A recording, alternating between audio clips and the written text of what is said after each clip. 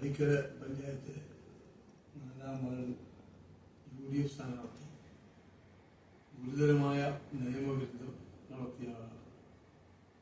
സൂക്ഷ്മ പരിശോധനയടക്കം കാര്യങ്ങളൊക്കെ തന്നെ ബോധിച്ചിട്ടും ആ നോമിനേഷൻ തടയേണ്ട ഒരു സാഹചര്യം ഉണ്ടായിട്ടും അല്ലാതെ ഇപ്പോൾ സ്ഥാനാർത്ഥിയായി നിയമിക്കുക. ഗുരുതരമായ ആരോപണങ്ങളാണ് ഇവർക്ക് പറയാനുള്ളത്.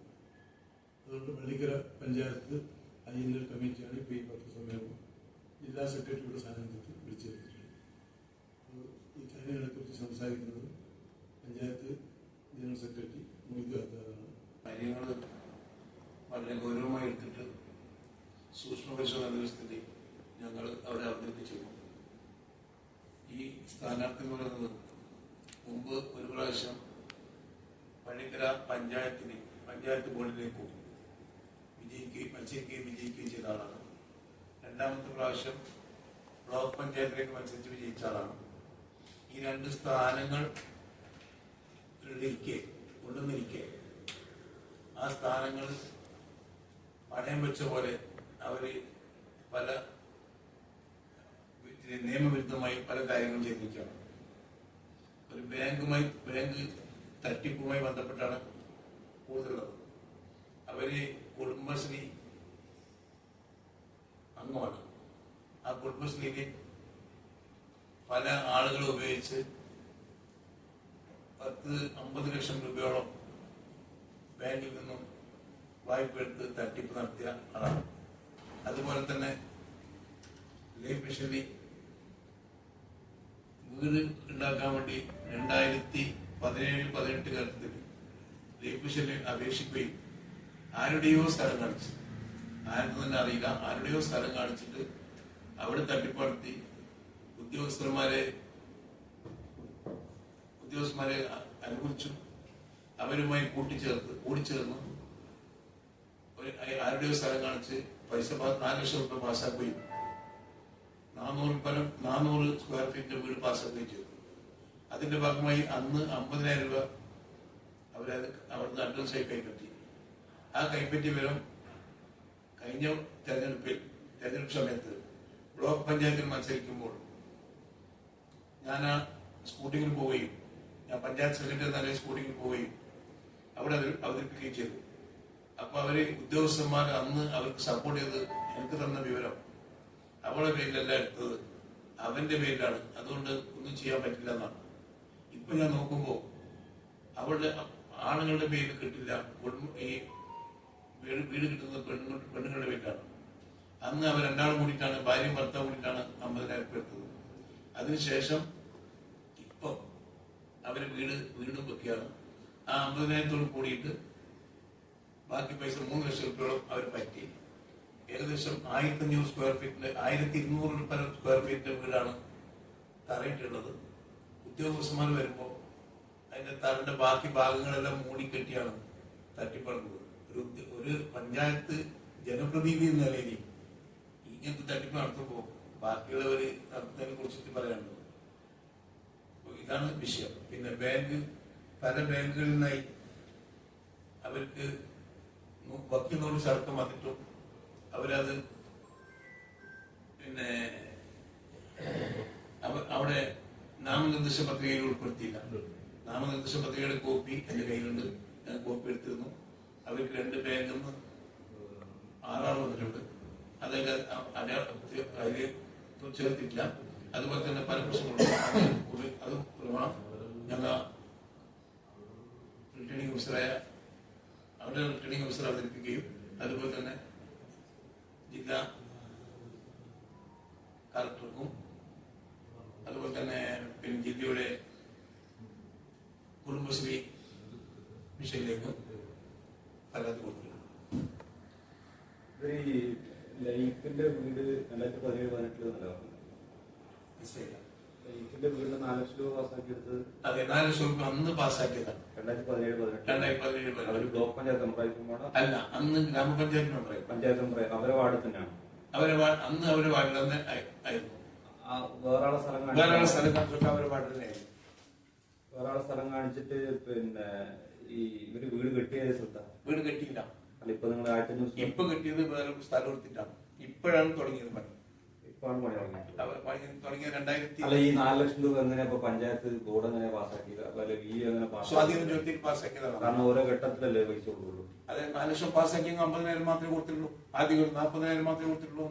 ബാക്കി പൈസ വാങ്ങിയിട്ടില്ല. ബാക്കി പൈസ ഇപ്പം വാങ്ങി. 3 ലക്ഷം ഇപ്പൊ കംപ്ലീറ്റ് ആയി. 2 ഘട്ടത്തിലെ ഈ വീട് പണി തുടങ്ങിയ ശേഷം. അല്ല അതാണ് ഞാൻ ചോദിക്കുന്നത്. വെച്ചാൽ വേറെ സ്ഥലത്ത് സ്ഥലം കാണിച്ചിട്ട് വീട് അന്ന് വേറെ സ്ഥലം കാണിച്ചിട്ടാണ് വീട് പാസ്സാക്കിയത്. ഓക്കെ. ആ പാസ്സാക്കിയ അടിസ്ഥാനത്തിൽ 40,000 രൂപ വാങ്ങിയത്. ഫസ്റ്റ് ഇൻസ്റ്റാൾമെന്റ് കൊടുത്തു. ആദ്യ ഗഡു എന്ന നിലയിൽ അന്ന് വാങ്ങിയത്. ഇപ്പോഴും ചെയ്തിട്ടുണ്ടെങ്കിൽ വേറെ സ്ഥലം കാണിച്ച് രണ്ടാമത് അന്ന് ഗ്രാമപഞ്ചായത്ത് മെമ്പറായിരുന്നു. ഇന്ന് ജില്ലാ പഞ്ചായത്ത് ബ്ലോക്ക് പഞ്ചായത്ത് മെമ്പറായിരിക്കെ വേറെ സ്ഥലം ആ സ്ഥലം ഞങ്ങൾക്ക് കെട്ടാൻ സാധിച്ചില്ല എന്ന് പറഞ്ഞിട്ട് വേറെ സ്ഥലം കാണിച്ചു കൊടുത്തു. ഇപ്പൊ ഇവര് പേർക്ക് വാങ്ങിയ സ്ഥലമാണ്. എത്ര സെന്റ് സ്ഥലം ഉണ്ടാവും? ഇപ്പോൾ ഉള്ളത് 5 6. അതായത് ഈ കഴിഞ്ഞ 2 ടേമിലും പള്ളിക്കര പഞ്ചായത്ത് ഭരിക്കുന്നവരാ? ഭരിക്കുന്ന LDF ആണ്. LDF ഭരിക്കുന്ന ഒരു ബോർഡില്, ആ ബോർഡിലുള്ള ഒരു അംഗം തന്നെ ഇങ്ങനെ ചെയ്യുമ്പോ അന്ന് എന്ത് LDFന്റെ ഭാഗമായിട്ടുള്ള അയ്യങ്ങളൊന്നും ഉണ്ടാകുന്നത്? അയ്യങ്ങളിൽ അന്ന് പറഞ്ഞിരുന്നു. അത് അവര് കെട്ടിയ വീടില്ല, അവർക്കുള്ള വീടെല്ലാം പറയുകയും അത് പറഞ്ഞപ്പോ തന്നെങ്കിൽ നമ്മൾ ആദ്യം അറിയുന്നില്ലല്ലോ. ഇത് അറിയില്ല. ഇൻഫ്യൂഷൻ പാസ്സാക്കുമ്പോ ഞങ്ങൾക്ക് അന്ന് ഒരു മെമ്പർ ഉണ്ടായിരുന്നു. 2020 LDFന്റെ ഒരു ബോർഡ് കഴിഞ്ഞ 2 ടേമായിട്ട് അവിടെ ഭരിക്കുമ്പോ ആ ബോർഡിന്റെ ഭാഗമായിട്ടിരിക്കുന്ന ഒരു മെമ്പർ പഞ്ചായത്ത് ബോർഡിനെയും ആ ഉദ്യോഗസ്ഥരെ ആകെ പറ്റിച്ചുകൊണ്ട് അവര് വേറെ ഫേക്ക് ആയിട്ട് ഒരു സ്ഥലം കാണിച്ചിട്ട് വീട് പാസ്സാക്കി. ഫസ്റ്റ് ഇൻസ്റ്റാൾമെന്റ് 40,000 രൂപ ആദ്യം കൈപ്പറ്റുകയും ഇപ്പൊ കുറെ വർഷങ്ങൾക്ക് ശേഷം അവർ വേറൊരു സ്ഥലത്ത് 6 സെന്റ് സ്ഥലം വാങ്ങി അവിടെ വീട് വെക്കുമ്പോ ബാക്കി തുകയും കൂടി കൊടുക്കുന്നതാണെന്ന് പറയുന്നത്. പിന്നെ നിങ്ങൾ ഇപ്പോഴുള്ള ബോർഡിൽ വെക്കാതെ തന്നെ മുമ്പത്തെ അതന്നെ ഉദ്യോഗസ്ഥന്മാർ ചെയ്താണ്. അല്ല, ഉദ്യോഗസ്ഥന്മാർ ചെയ്യുമ്പോൾ അങ്ങനത്തെ ഒരു പേപ്പർ ഫയൽ നീങ്ങുമ്പോൾ നിങ്ങൾക്കറിയാലോ, നിങ്ങളുടെ പഞ്ചായത്തിന്റെ ബോർഡിന്റെ ലൈഫിന്റെ ലിസ്റ്റ് ഉണ്ടാവുമല്ലോ. ഇനി എത്ര ഇൻസ്റ്റാൾമെന്റ് കൊടുക്കുന്ന കണക്കൊക്കെ പഞ്ചായത്ത് പ്രസിഡന്റ് ഉൾപ്പെടെ കൃത്യമായി നോക്കാൻ പറ്റുമല്ലോ. അവിടെ എക്സ്റ്റൻഷൻ ഓഫീസർമാർ മാറി വന്നിട്ടുണ്ട്. അല്ല, ഒരേ ആളിനാണ് മാറി. അപ്പൊ ഈ എല്ലാ ഉദ്യോഗസ്ഥരോട് ചോദിക്കുമ്പോൾ ഇപ്പോൾ ഉദ്യോഗസ്ഥരോട് ചോദിച്ചു. ഇപ്പൊ 2 മാസം മുമ്പേ ഉദ്യോഗസ്ഥരോട് പറയുമ്പോൾ അദ്ദേഹം പറഞ്ഞത് ഇത് മുമ്പേ പിന്നെ പെൻഡിങ്ങിലുള്ളതാണ്. ആ പെൻഡിങ്ങൾ ഇപ്പൊ ഞാൻ പാസ്സാക്കി കൊടുത്തേ ഉള്ളൂ. അപ്പൊ ഞാൻ ചോദിച്ചു പഞ്ചായത്ത് ബോർഡ് അംഗീകാരം വേണ്ടേ? അപ്പൊ അന്ന് പഞ്ചായത്ത് ബോർഡ് അംഗീകരിച്ചതാണെന്ന് പറഞ്ഞു. അവസാന ഗഡു ബാക്കിയുണ്ട്. അവസാന ഗഡു ബാക്കിയുണ്ട്. ഈ തലേന്ന് വിളിച്ചത് ഇപ്പൊ ഈ പത്രിക കൊടുത്ത സമയത്താണ് വിളിക്കുകയാണെങ്കിൽ സ്ക്രൂട്ടിംഗ് മുമ്പാണ് വിളിക്കുകയാണെങ്കിൽ പത്രിക കൊടുത്ത സമയം മുതൽ ഞങ്ങൾ ഇതുവരെ ഉള്ളത് സ്കൂട്ടിങ്ങിന്റെ സമയത്ത് ഞാൻ ആൾ പറഞ്ഞല്ലോ, ഞാൻ സ്കൂട്ടിംഗ് സമയത്ത് ഞാൻ അന്ന് ബ്ലോക്ക് ചെയ്തിരുന്നു. അപ്പൊ സ്കൂട്ടിംഗ് സമയത്ത് പിന്നെ തെളിവുകൾ ഞങ്ങൾക്ക് ഹാജരാൻ സാധിച്ചില്ല. തെളിവ് നമുക്ക് കിട്ടുമ്പോഴേക്ക് ഇത്ര സമയം നമുക്ക് തെളിവുകൾ ശേഖരിക്കണമല്ലോ. തെളിവില്ലാതെ ആ സ്ഥലം അവരുടെ പേരിലായിരുന്നു. ആ സ്ഥലം അവരുടെ പേരിലായിരുന്നു. മുമ്പത്തെ സ്ഥലം അവരുടെ പേരിലല്ലായിരുന്നു. അതുകൊണ്ടാണ് ഇതാക്കിയത്. ഒന്നത് 2 ഈ പിന്നെ ഈ ഇത് പറഞ്ഞ ഇതൊന്നും ശരിയല്ല എന്നുള്ളത്. അതല്ല, വീടിന് മാത്രമല്ല. ഒന്ന് വീടിന്റെ 1500 കൂടുതലുണ്ട്. 2 അത് വീടിന്റെ കാര്യം. മറ്റേ നാമനിർദ്ദേശ പത്രികയിൽ കൊടുത്തതൊന്നും പൂർണ്ണമല്ല. അന്ന് അവര് നാമനിർദ്ദേശ പത്രികയിൽ കൊടുത്തതിൽ ഒരു ബാധ്യതകൾ ഇല്ല എന്നാണ് കൊടുത്തത്. ഇത് 6 വന്നത് ബാധ്യതയാണ്. ആറാം നോട്ടീസിൽ ഞാൻ പറഞ്ഞല്ലോ നേരത്തെ. ഞാൻ നേരത്തെ പറഞ്ഞല്ലോ 6 നോട്ടിഫിക്കേഷൻ മുമ്പേ വന്നു. അല്ല, എന്നിട്ട് അപ്പൊ ഇവരെ നിങ്ങൾ ഇങ്ങനെ ഒരു സ്കൂട്ടിംഗ് സമയത്ത് ഇങ്ങനെ ആക്ഷേപം ഉന്നയിച്ചപ്പോ ഈ റിട്ടേണിംഗ് ഓഫീസർ പിന്നെ അവർക്ക് അനുകൂലമായിട്ട് നിന്നാണ്? റിട്ടേണിംഗ് ഓഫീസർ അവർക്ക് അനുകൂലമായിട്ട് നിന്നു മാത്രമല്ല, എന്നോട് പറഞ്ഞ രേഖ ഹാജരാക്കാൻ പറഞ്ഞു. രേഖ ഹാജരാക്കാൻ ആ സമയത്ത് ഞാൻ പറഞ്ഞില്ലേ, ആ സമയത്ത് എനിക്ക് രേഖയില്ല. ഒരു പറഞ്ഞു കേട്ടതേ ഉള്ളൂ. രേഖ ഞാൻ ഹാജരാക്കുമ്പോഴേക്ക് സമയമില്ല. എന്നോട് സമയം തന്നു നമുക്ക്. അന്നും അതേപോലെ സമയം. ഇനിയിപ്പോ നിങ്ങൾ എന്താ ചെയ്യാൻ ഉദ്ദേശിക്കുന്നത്? ഇന്ന് ഞങ്ങൾ പരാതി കൊടുത്തിട്ടുണ്ട്. തെരഞ്ഞെടുപ്പ് കഴിഞ്ഞ ശേഷം ഞങ്ങൾ ക്ലെയിമായിട്ടുള്ള പിന്നെ നിങ്ങളെ കളക്ടർ പറഞ്ഞിട്ടുണ്ടെങ്കിൽ ഇപ്പോൾ ഒന്നും ചെയ്യാൻ പറ്റില്ല. പിന്നെ ഇത് കഴിഞ്ഞ ശേഷം മാത്രമേ, ഇത് കഴിഞ്ഞിട്ടാകുമ്പോൾ അവർ പിന്നെ വിജയിക്കുകയാണെങ്കിൽ അതിനുള്ള നടപടിയായിട്ട് മുന്നോട്ട് പോകും. അല്ലെങ്കിൽ പിന്നെ ഈ തട്ടിപ്പ് നടത്തിയിട്ടുള്ള കേസ് നിങ്ങൾക്ക് ഫയൽ ചെയ്യാം. അങ്ങനെയാണ് അയോഗ്യമാക്കാൻ. വിജയിച്ചു കഴിഞ്ഞാൽ സൂക്ഷ്മ പരിശോധനയിലാണ് ഇത് ഞങ്ങൾക്ക് അവതരിപ്പിക്കാൻ പറ്റിയതെങ്കിൽ അന്ന് തന്നെ പിന്നെ ഇത് അസാധുവായിരുന്നു. സ്ഥാനാർത്ഥി അസാധുവായിരുന്നു. സൂക്ഷ്മ പരിശോധനയിൽ ഇവര് തെളിവ് ഹാജരാക്കാതെയാണ് സൂക്ഷ്മ പരിശോധന ആരോപണം ഉന്നയിച്ചത്. അപ്പൊ അവര് പറഞ്ഞു തെളിവ് വേണമെന്നോ. തെളിവ് ഇപ്പൊ ഇവര് ശേഖരിച്ചിട്ട് തെളിവ് ഹാജരാക്കിയിട്ടുണ്ട്. അല്ല, വേറെ സംശയം, കുടുംബശ്രീയുടെ 50 ലക്ഷം രൂപയുടെ തട്ടിപ്പ് പറഞ്ഞല്ലോ, ഈ ലോണ് അത് ഏത് വർഷമായിരിക്കും? അത് പിന്നെ അതിന് കേസുണ്ട്, കുറെ കേസുണ്ട്, കുറച്ച് കേസുള്ളൂ, ബാക്കിയുള്ള കേസില്ല. കേസുള്ളതാണ് നമ്മളിപ്പോ കുറച്ച് ദിവസമായിട്ടാണ് പറഞ്ഞത്. അവർക്കെതിരെ കേസുണ്ട്. ആ കേസിന്റെ ഒരു നോമിനേഷൻ പറഞ്ഞിരുന്നു. ഇല്ല, നോമിനേഷൻ ഒരു കേസിന്റെ കാര്യം പറഞ്ഞിട്ടില്ല. ആ കേസിന്റെ ഡീറ്റെയിൽസ് നിങ്ങൾ ഇപ്പൊ എടുത്തു, ഇപ്പൊ എടുത്തു. അതില്ലേ പറഞ്ഞത്. അത് ഞാൻ ചോദിക്കാൻ കാരണം വെച്ചാൽ യൂണിവേഴ്സിറ്റി തട്ടിപ്പ് നടന്ന ഏത് വർഷം? കാലാകാലത്ത് ഇപ്പൊ ലാസ്റ്റ് നിങ്ങൾ ബ്ലോക്ക് പഞ്ചായത്ത് മെമ്പറായി. കഴിഞ്ഞ തൊട്ട് മുമ്പത്തെ ടേമിന്റെ സമയത്ത് ഈ തട്ടിപ്പ് 5 കൊല്ലം നിങ്ങൾ കൊണ്ടാടുന്നു. അല്ലല്ല, ഇപ്പൊ ഈ പിന്നെ അവസാനം പറഞ്ഞപ്പോ ഈ പിന്നെ എന്താ പറയാ ഈ നോട്ടീസ് വന്നു, വക്കീൽ നോട്ടീസ് വന്നത് പിന്നെ അത് ബാങ്കിന്റെ ബാങ്കിന്റെ അതല്ല നമ്മൾ കുടുംബശ്രീ തട്ടിപ്പ് നടത്തിയത്. കുടുംബശ്രീ ബാങ്കിൽ നിന്ന് കുടുംബശ്രീ വെച്ച് നടത്തുന്നത്, അതിന്റെ ആളാണ് വെച്ച് നടത്തുന്നത്. അതായത് കുടുംബശ്രീനെ വെച്ചിട്ടാണ് ഈ ബാങ്ക് നടത്തുന്നത്. പിന്നെ അതല്ലാതെ കുടുംബശ്രീന്റെ അല്ല. അതായത് ലിങ്കേജ് ലോണാണോ? അത് പ്രസിഡന്റ് സെക്രട്ടറി വരാണ്. അപ്പൊ അതിന്റെ ഉത്തരവാദിത്വം ഇവർക്കാണ്. അതെ, ഓക്കെ. ബാക്കി CDSE വരാണ്, ADSE വരാണ്. ബാക്കിയില്ല കുടുംബശ്രീ അംഗങ്ങളൊക്കെ ഇവർക്ക് ഒപ്പിട്ട് കൊടുത്തിട്ട് ഒപ്പിട്ട്, അതായത് പിന്നെ അവർ വേറെ പറഞ്ഞിട്ട് ഒപ്പിട്ടിട്ടേക്ക് വാങ്ങിച്ചതാണ്. 73 വയസ്സായ ഒരു സ്ത്രീയുടെ അവര് പറഞ്ഞ് ഞാൻ അറിയില്ല. ആ 73 വയസ്സായ സ്ത്രീനെ ആട് വളർത്തൽ കേന്ദ്രത്തിന് വേണ്ടി 1,40,000 എടുത്തു. ആ സ്ത്രീ അറിയ പോലുമില്ല. ഇപ്പോഴാണ് അറിയുന്നത്. ഇപ്പൊ ഞങ്ങൾ രേഖയെത്തിട്ടാണ് ആ സ്ത്രീ അറിയുന്നത്. അപ്പൊ ആ രീതിയിൽ നിയമപരമായിട്ട് ഞങ്ങൾ നിയമപരമായിട്ട് നീങ്ങും.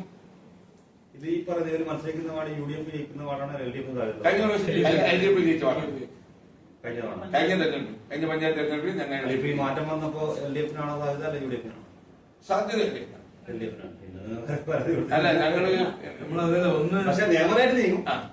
ഒന്ന് ഇവർ പരാതിന്റെ ഒരു കാരണം വെച്ചാല് ഈ തട്ടിപ്പ് എല്ലാം ഇവർക്ക് വ്യക്തമായിട്ടുണ്ട്. പക്ഷെ അതിനുള്ള രേഖകൾ കിട്ടുമ്പോൾ കുറച്ചും കൂടി ലേറ്റാണ്. ഇപ്പൊ നമ്മളെ മുമ്പിലുള്ളത് ഒന്ന് തെരഞ്ഞെടുപ്പ് കമ്മീഷനിൽ ഇപ്പൊ പരാതി ഒന്ന് കൊടുത്തു. സൂക്ഷ്മ പരിശോധന സമയത്ത് നമ്മൾ ഈ ആരോപണം ഉന്നയിച്ചിട്ട് തക്കതായ തെളിവ് ഹാജരാക്കാൻ ആ സമയത്ത് നമുക്ക് വെച്ചിട്ടില്ല. ഇപ്പൊ തെളിവ് സഹിതം നമ്മൾ നിയമപരമായിട്ട് എല്ലാ നടപടിയായിട്ടും പോകും, കോടതിയിലായിട്ടും പോകും, ഇലക്ഷൻ കമ്മീഷണർക്ക് അയോഗ്യമാക്കാനുള്ള പിന്നെ നടപടിയായിട്ടും പോകും. അതാണ് നിങ്ങൾ അറിയിക്കാൻ പള്ളിക്കൽ പഞ്ചായത്ത് സെക്രട്ടറി എന്ന നിലയിൽ നിങ്ങൾ അറിയിച്ചു. സ്ഥാനാർത്ഥി പേരെന്താ? സ്ഥാനാർത്ഥി ഷക്കീല ബഷീർ. എത്രാം വാർഡ്? 4-ാം പള്ളിക്കൽ പഞ്ചായത്ത് 4-ാം വാർഡ്. അത് ഇയാള് ഗുരുതരമായ തെറ്റാണ് ചെയ്തത്. ഇയാൾ ഇങ്ങനെ ആരോപണത്തിന് വിധേയമായ ഒരാള് ഒരു കണക്കിന് സ്ഥാനാർത്ഥി ആക്കിയതിന്റെ തെറ്റാണ്. സ്ഥാനാർത്ഥി ആക്കിയിട്ടുണ്ടെങ്കിലും ഇയാൾ എന്ത് വിചാരിച്ചിട്ടും അറിയില്ല. അല്ല, ഇത് മെയിനുള്ളത് എന്ത് വിചാരിച്ചിട്ടും അറിയില്ല. സൂക്ഷ്മ പരിശോധനയുടെ സമയത്ത് പോലും മറ്റുള്ള രാഷ്ട്രീയ പാർട്ടി ഇങ്ങനെയുള്ള ആരോപണം ഉന്നയിക്കുമോ എന്നുള്ളത് അവർ വിചാരിച്ചു കാണിച്ചു. അപ്പൊ ഇപ്പൊ സ്വാഭാവികമായിട്ട് അയാള് അഴിമതി നടത്തിയെന്നുള്ളത് തെളിഞ്ഞിരിക്കാൻ അതിന്റെ രേഖ സഹിതം ഇവിടെ കിട്ടിയിട്ടുണ്ട്. ഇപ്പൊ നമുക്ക് പറയാനുള്ളത്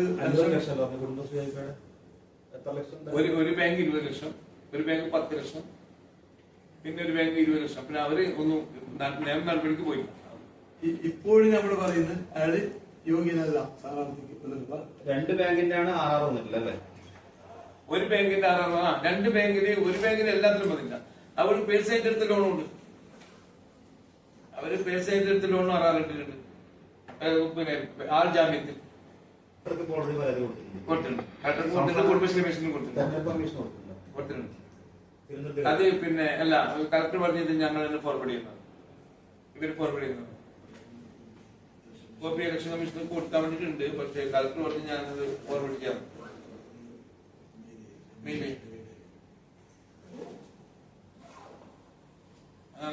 പ്രധാനമായിട്ട് വിവരം അറിയിക്കാൻ ഞങ്ങൾക്ക് പിന്നെ കുടുംബശ്രീ കമ്മീഷനാണ് ഉണ്ടായത്. കാരണം അവരാണ് ഉത്തരവാദിത്തവരാണ്.